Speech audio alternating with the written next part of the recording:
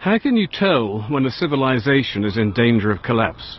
Well, that's easy. It's when every leader of every country that makes up Western civilization no longer accepts reality and deals only in lies and cowardice when presented with genuine danger. In the midst of worldwide Islamic violence, war, terror, torture and rape, we're told Islam is a religion of peace, over and over again.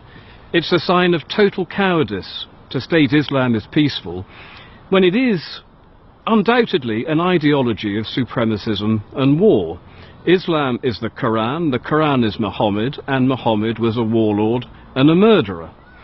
Now, Mecca today is the international shrine to Muhammad, but it didn't used to be. First he had to defeat the Meccans when they laid siege to his exiled home in Medina. Muhammad won the battle and was then involved in the execution by beheading of 700 Jewish male members of Medina's Qurayza tribe. The women and children were taken as slaves and sex slaves, and beheading, as we now know only too well, seems a particular favourite amongst Muslim murderers, and this is because it's instructed in the Quran in any number of verses. Quran 5:33. The punishment of those who wage war against Allah and his messenger is execution by beheading or crucifixion, or the cutting off of hands and feet from opposite sides. Quran verse 8:12. I will instill terror into the hearts of the unbelievers, smite ye above their necks and smite all their fingertips off.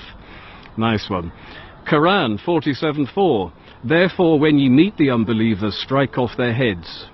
So you see, Mr. Cameron, when Muslim murderers cut off soldiers' heads in London whilst quoting the Quran, it does, contrary to every lie that you've told, have everything to do with Islam. Now, David Cameron seems unaware that the perfect man in Muslims' eyes was a supremacist warlord, a murderer, and a sex enslaver of little girls. But then everything about Islam is supremacist. Islam translated means submission. Come on, what sort of a religion of peace calls itself submission? And what happens if you want to leave this religion of peace?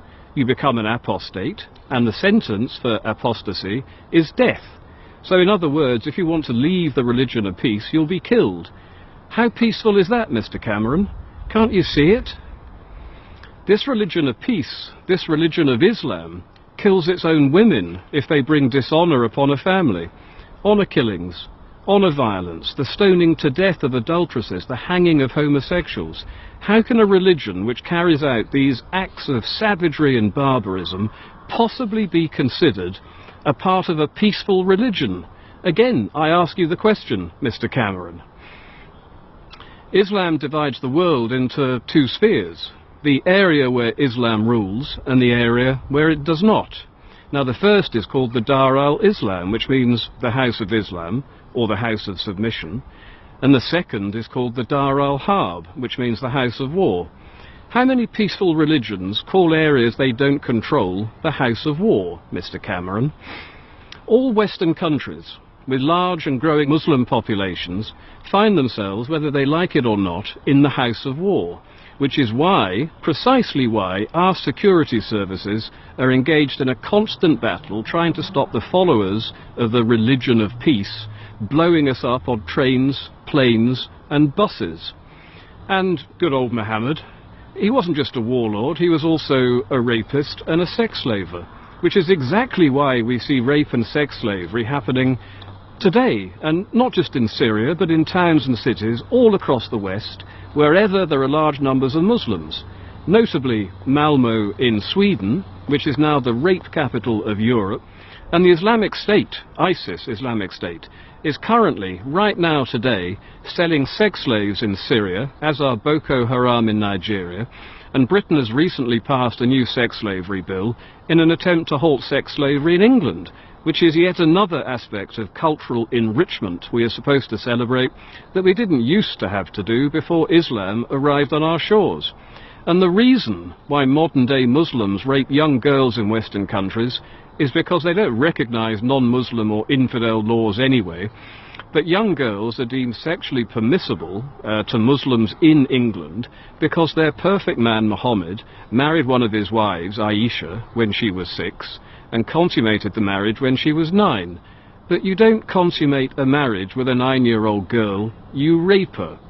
And the Muslim rape epidemic carried out against non-Muslim underage girls in Britain is specifically down to Muhammad and the Quran. And no doubt the next time such a story breaks in England, when the next Rotherham one comes around, David Cameron will come out and tell us that not only is Islam a religion of peace, it's also a religion of sexual abstinence and purity. Now come on, Mr. Cameron, enough of your lies and your cowardice. You really can't deny reality any longer. Islam poses the greatest threat to our civilization we have ever seen, and the history of Islam consists of centuries of war against us, against the West, and today the Muslim population is growing 9 times faster than any other demographic in Britain, and demographers are predicting a Muslim majority amongst the young before 2050. What do you think the country will look like then? Do you honestly think we can avoid a civil war when expansionist Islam is so warlike, so intolerant, and so supremacist?